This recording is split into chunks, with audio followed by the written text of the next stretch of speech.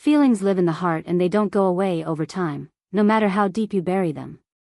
Before death, people have three desires: to take revenge, to apologize, and to finally confess how much they loved someone. A fool is someone who regrets something before he has to go to heaven. There's no need to regret anything. Just finish what you didn't have time to do. Tell people how much they hurt you and forgive them. Apologize if you hurt someone. Say it out loud, shout it to the whole world, how much you loved and still love. The heart will stop, the eyes will close, but love will not die. My name is Eva, and I'm 82 years old. I am lying in a hospice, where the magnolias bloom so brightly you'd think they were mocking death. My lungs are failing, my heart is weak, but my mind is crystal clear, cursed with remembering every detail of the life I lived and the life I didn't.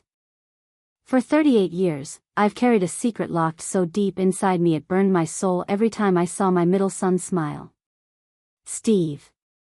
My beautiful, stubborn, reckless Steve. My husband Thomas loved him as his own, but deep down, I've always known that boy isn't his. Steve is Daniel's son. Daniel, the only man I ever truly loved. I met him when I was already married. It was a spring afternoon in 1983, and I was sitting in a little roadside diner, flipping through a church cookbook, pretending my life had meaning. He came in with his easy smile, his sleeves rolled up, smelling faintly of pine and gasoline. One look, and I knew he was my soulmate. I knew I was in trouble. We tried to resist. God knows we tried. But once you recognize the other half of your soul, there's no going back. For 2 years, we lived in stolen moments, long drives to nowhere, cheap motels with creaky beds, and whispered promises we were too scared to keep. Then he wanted more. He wanted me. All of me. Eva, he'd said, holding my face in his hands, I'm not built to be a secret. I want a family. I want our family. And that was when the universe played its cruelest joke. I found out I was pregnant. I didn't know whose baby it was. I told no one.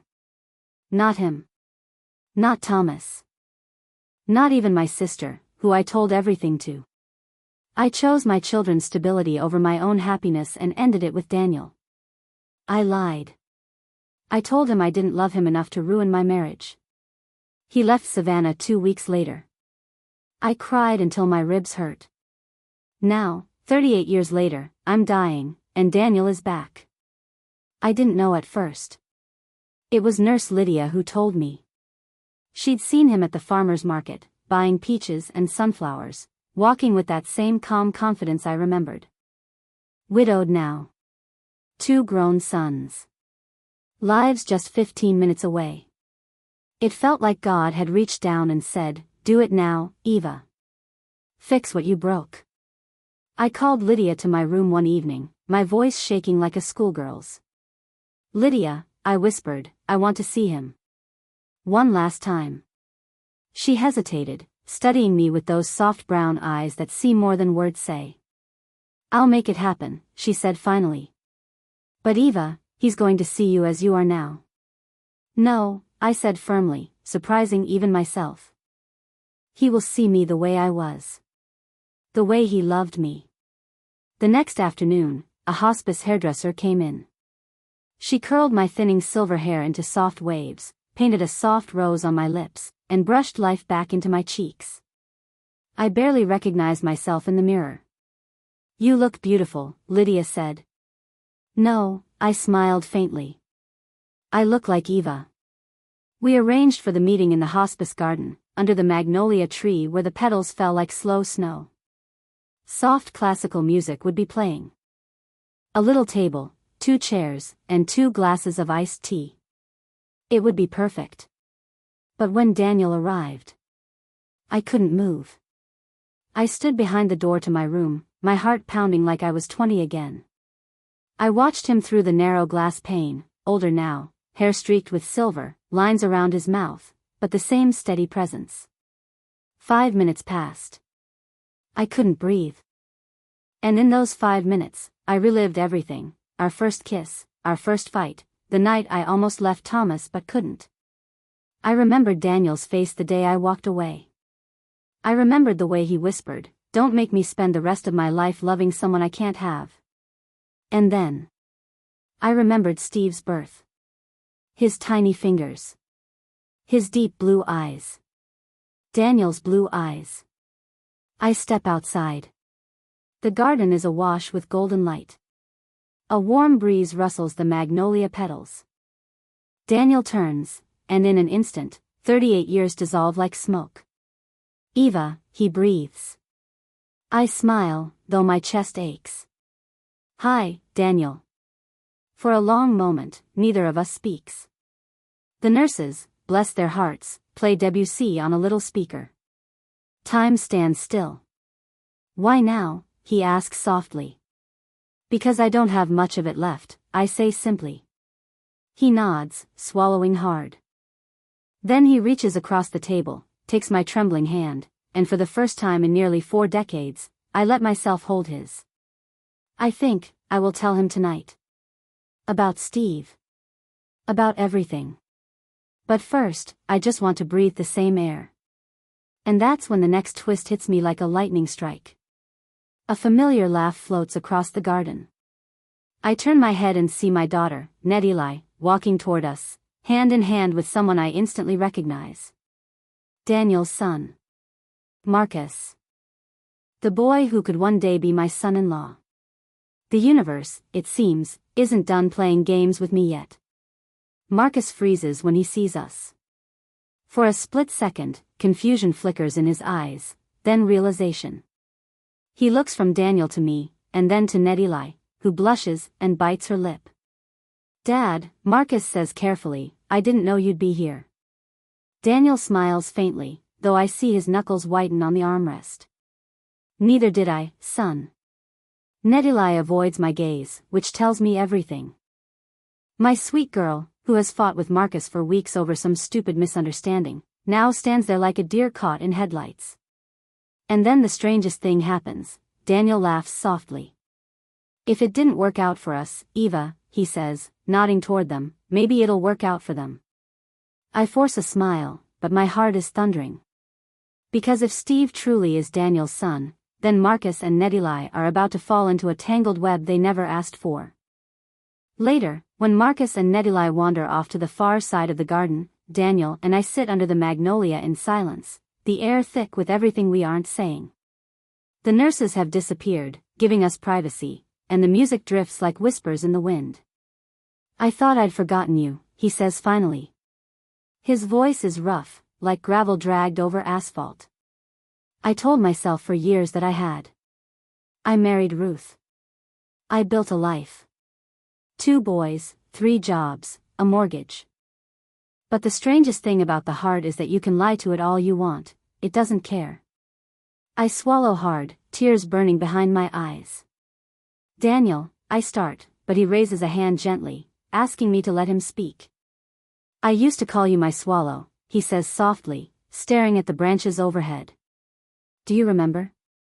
A tear slides down my cheek. "Yes. I called you that because you never stayed," he continues.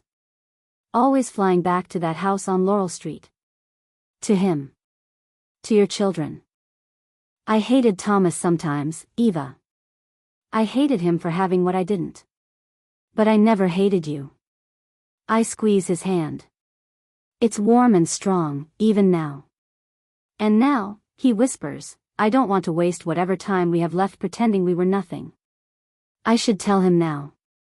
I open my mouth, the words gathering like a storm in my chest. "Steve is yours."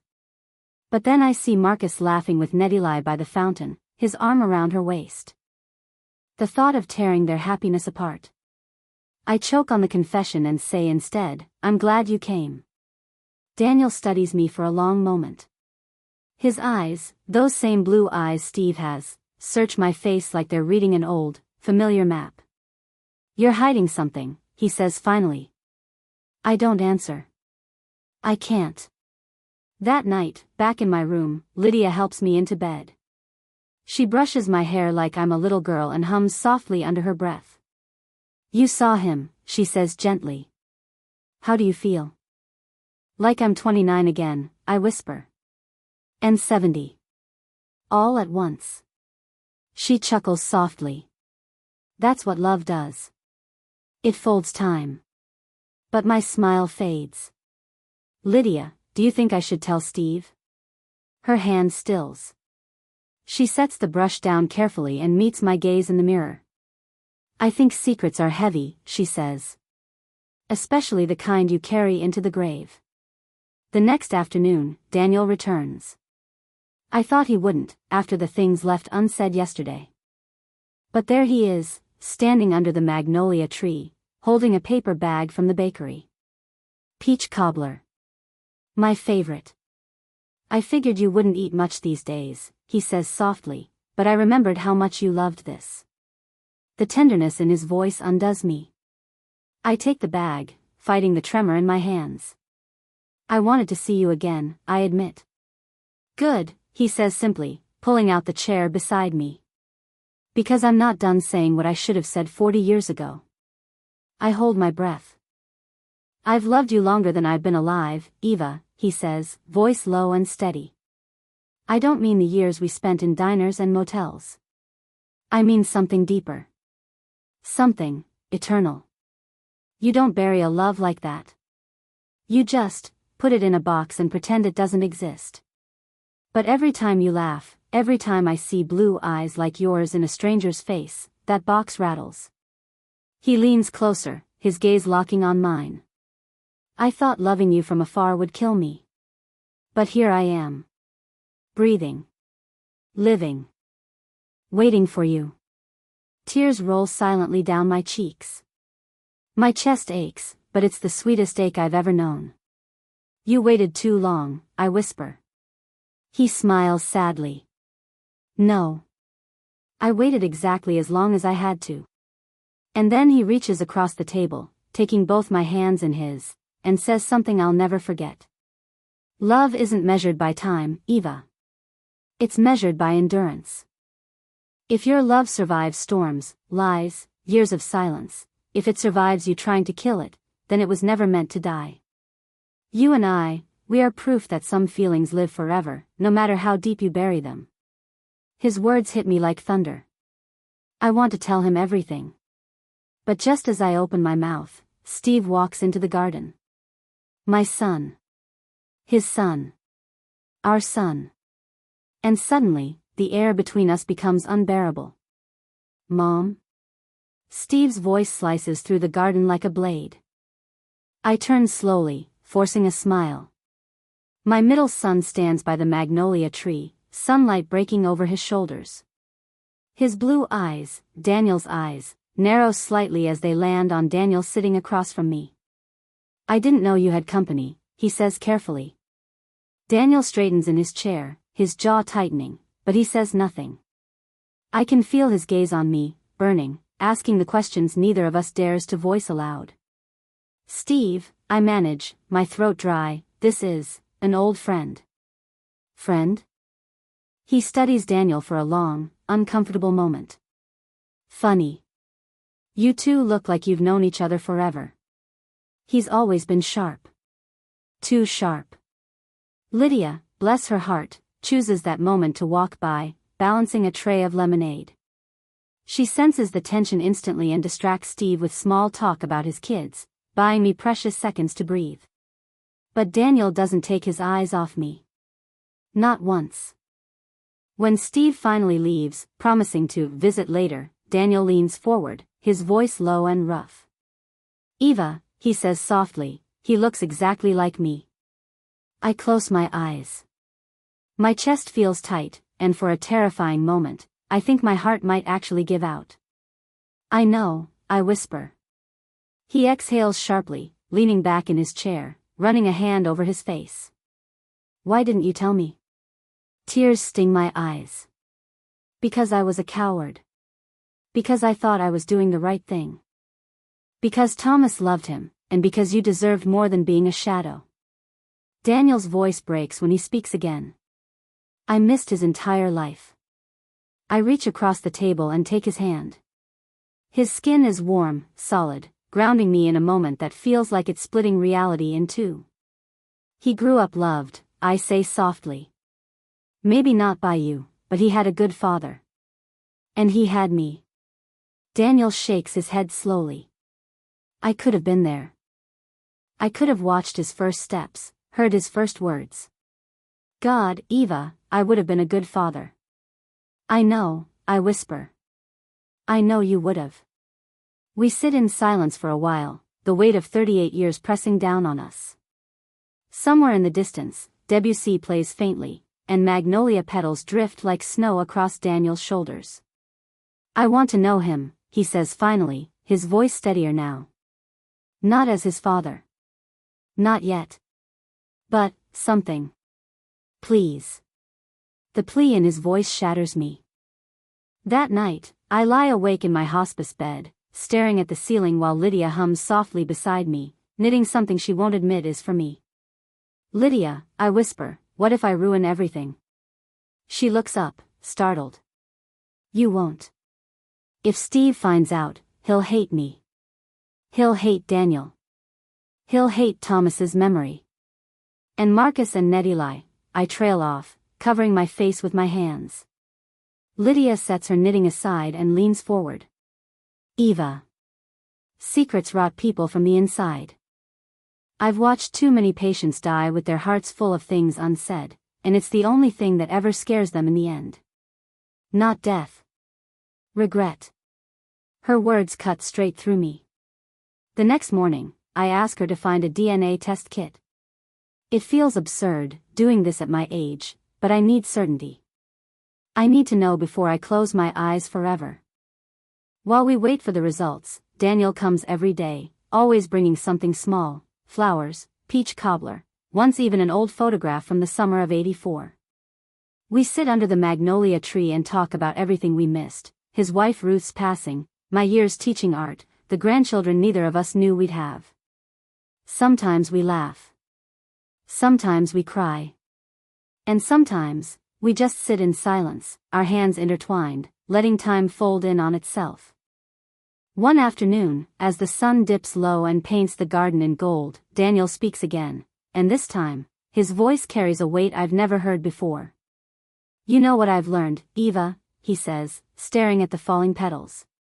Love doesn't live in years. It doesn't even live in moments. It lives in endurance.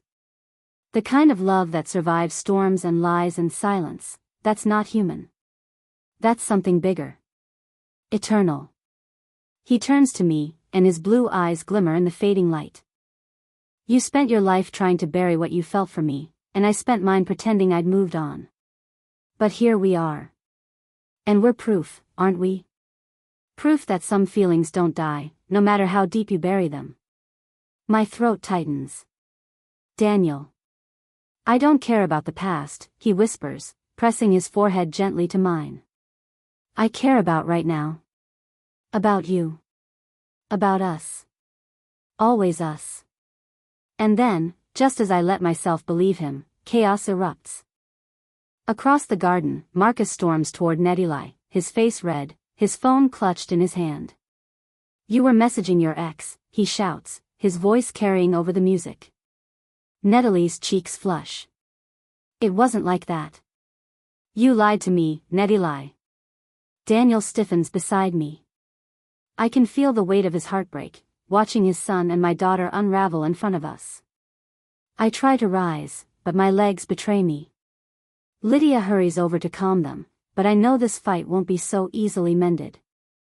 And somewhere deep inside, a new fear grips me. If Steve is Daniel's son, then Marcus and Nedili are standing on the edge of a truth that could destroy them both.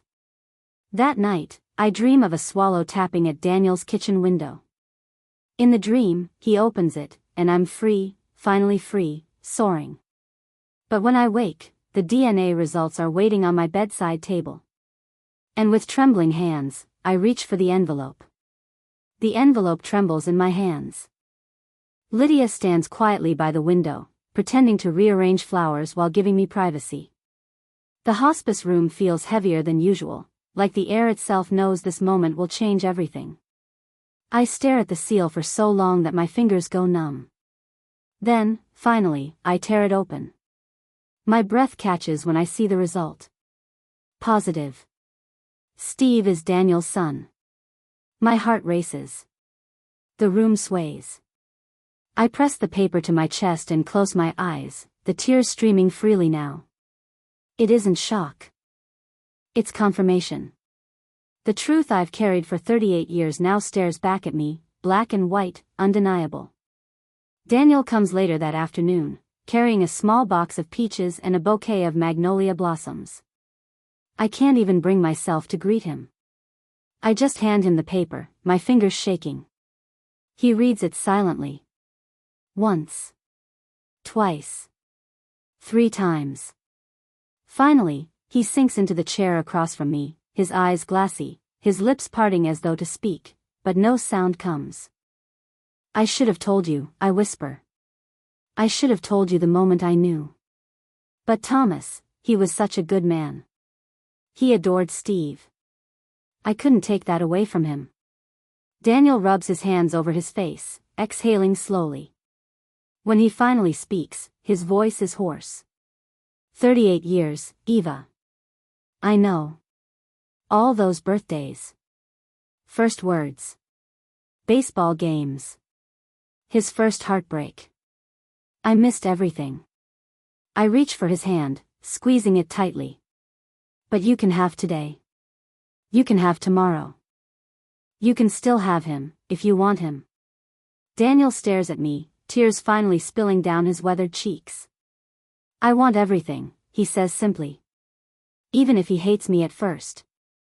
I want him to know. But Steve is unpredictable, passionate, stubborn, easily wounded.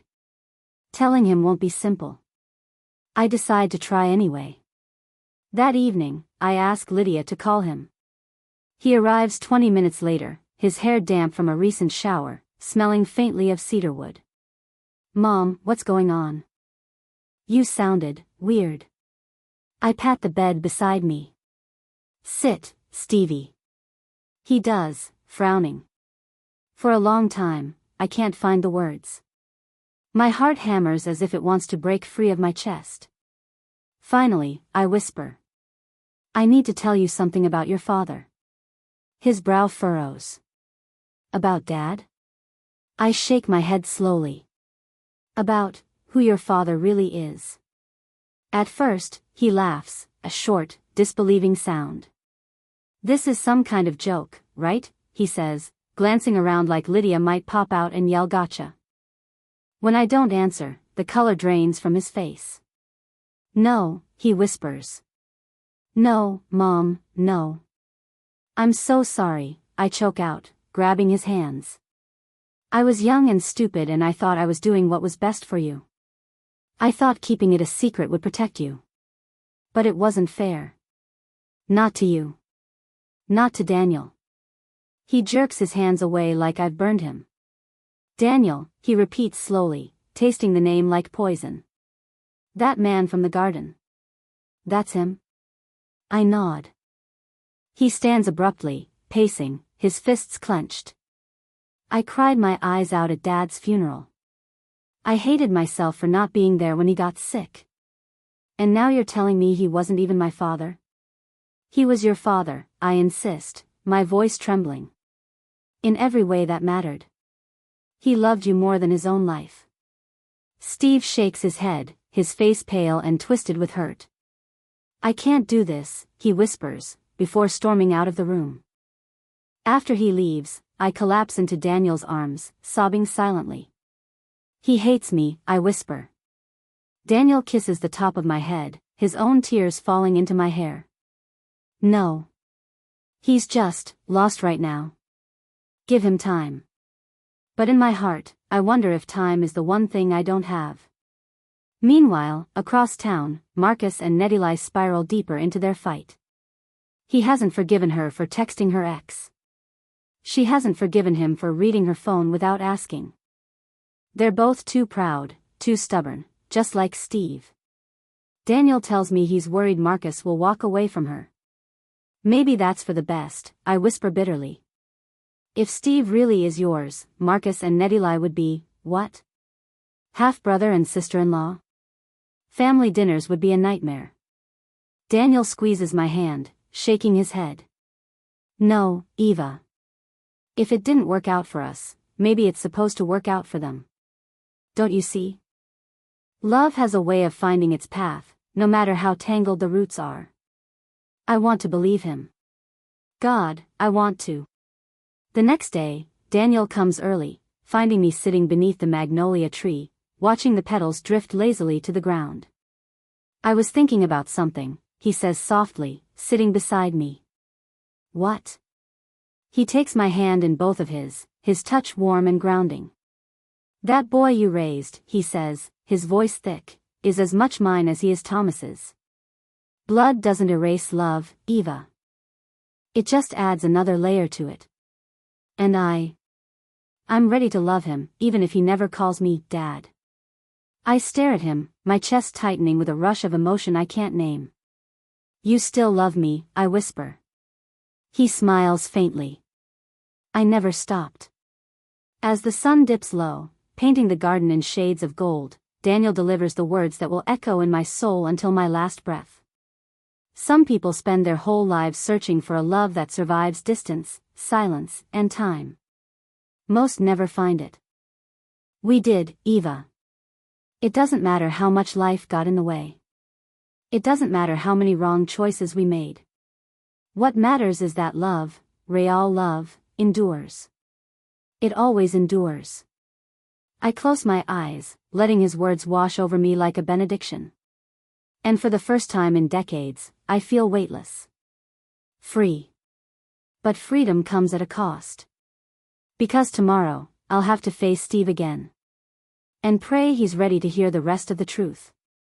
The air feels heavier today, as if the garden itself knows what's coming. Lydia wheels me under the magnolia tree, the soft music already playing. I can barely hold myself upright, but I refuse to stay in bed. Not today. Not when everything is finally unraveling.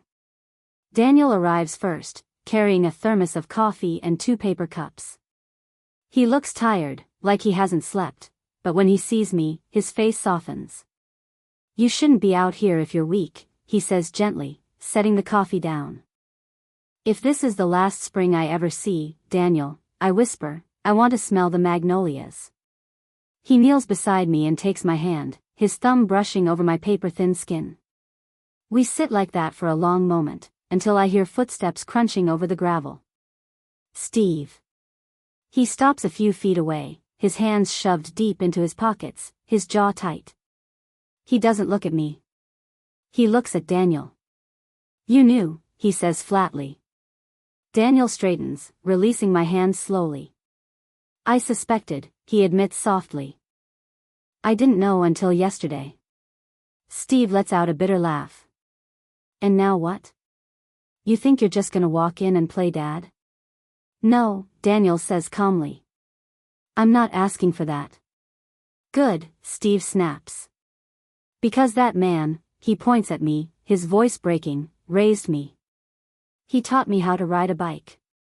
He taught me how to shave. He was there at every game, every hospital visit, every goddamn Christmas morning. Daniel nods slowly, his voice quiet but steady. And I'll never take that away from him. I couldn't. He was your father, Steve. Always will be. Steve swallows hard, his shoulders trembling. So, what? You just want me to pretend this doesn't change anything? Daniel steps closer, his gaze unwavering. No. I just want a chance to know you. Not as your dad. As me. For a long moment, Steve says nothing. He's breathing hard, staring at Daniel like he's trying to see past his face, into the years they lost. Finally, he turns to me, his eyes wet. You should have told me. I know, I whisper. I was scared. I thought I was protecting you. But I see now. I was protecting myself. His lip trembles, but he nods slightly, and without another word, he walks away. Daniel watches him go, his shoulders slumping, but there's something softer in his expression, something almost hopeful. He didn't slam the door, Daniel murmurs. That's a start. That night, my breathing worsens. Lydia hooks me to an oxygen tube, fussing silently as she hums an old hymn. I drift in and out of sleep, hearing fragments of conversation around me, Marcus arguing with Nedilai outside my door, Steve's voice low and broken, Daniel's steady tones trying to calm everyone. When I wake again, it's morning, and the magnolia petals outside my window are scattered like snow across the grass. I know, deep in my bones, that my time is running out. Later that afternoon, Marcus comes to see me. His face is pale, his jaw tight. I don't think we're gonna make it, Eva, he says quietly, staring down at his hands. Nedilai and me. It's too much. The fight, the secrets, everything. I reach for his hand, gripping it with what little strength I have left. Marcus, I whisper, don't walk away from the person your heart beats for. Not until you've tried everything. If it's real, it survives storms. Trust me. I learned that the hardest way. He presses my hand to his lips and nods, tears glimmering in his eyes. That evening, Daniel wheels me into the garden one last time. The sun is low, painting the magnolia tree in gold. The air smells sweet, heavy with memory. We sit there, hands entwined, saying nothing for a long while. Finally, I speak, my voice barely above a breath. When I die, don't stop coming here, I whisper. Sit under this tree. Breathe this air. Think of me. Daniel leans closer, pressing his forehead gently against mine. I won't have to think of you, he says softly. You'll be everywhere. I close my eyes, and tears slip free. I wasted so much time, I whisper. He shakes his head. No. We loved when we could. And now, we love still.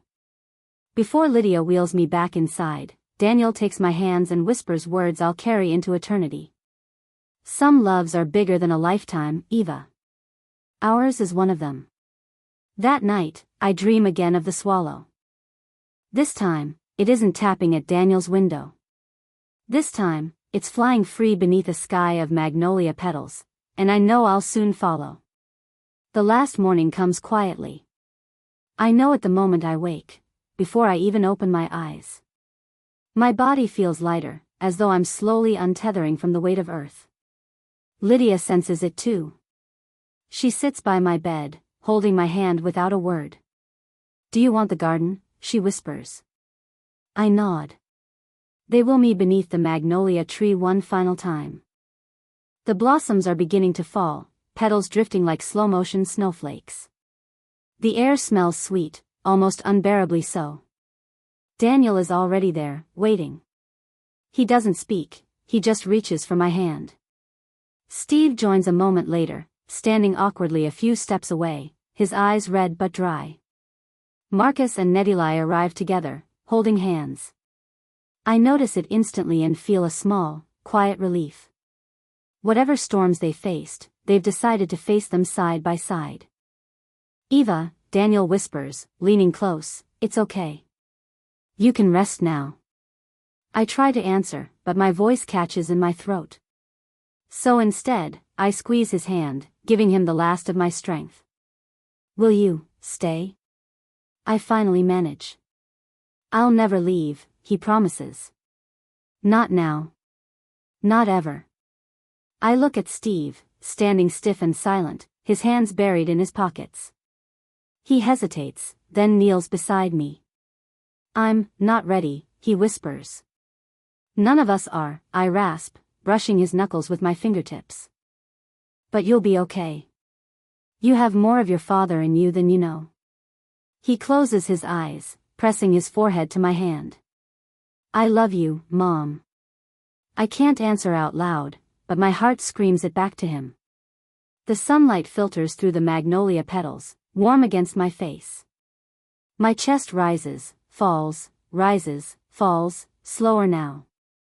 Daniel bends close, and I catch the faintest trace of his cologne, cedar and rain. I'll see you in the next life, I whisper. His tears fall onto my hand. I'll find you, he murmurs. Even if it takes 100 years. And then, softly, like the sigh of wind through petals, I let go. The funeral is small, beneath the magnolia tree. I wanted it that way. No church walls, no cold marble. Just open sky, falling blossoms, and the people I loved most. Steve speaks first, his voice breaking only once. She wasn't perfect, he says, staring at the grass, but she loved harder than anyone I've ever known. If you ever felt her love, you know it was the safest place on earth. Marcus follows, holding Natalie's hand tight. His voice trembles but doesn't crack. She told me not to walk away from love just because it hurts sometimes. So I won't. Not anymore. Daniel is last. He steps forward slowly, his eyes locked on the ground as though choosing each word carefully. I lost her twice, he begins softly. Once when fear tore us apart. And now, again, when time finally caught us. But some loves don't end. They wait. They bend the rules of life and death, finding their way back, over and over. His voice drops, rough and broken. If you ever see a swallow at dusk, look twice. It might be her. 1 week later. Daniel sits alone on his porch, staring at the horizon. The magnolia tree sways gently in the distance, its petals carpeting the ground. A soft tapping at the window startles him. He looks up, and there it is. A swallow. It lands on the sill, its dark eyes fixed on him, unblinking. For a long, suspended moment, neither of them moves. Then the bird lets out a single, sharp cry before spreading its wings and vanishing into the pink-gold sky. Daniel exhales, a quiet, reverent breath, and closes his eyes. I know, he whispers. I know it's you.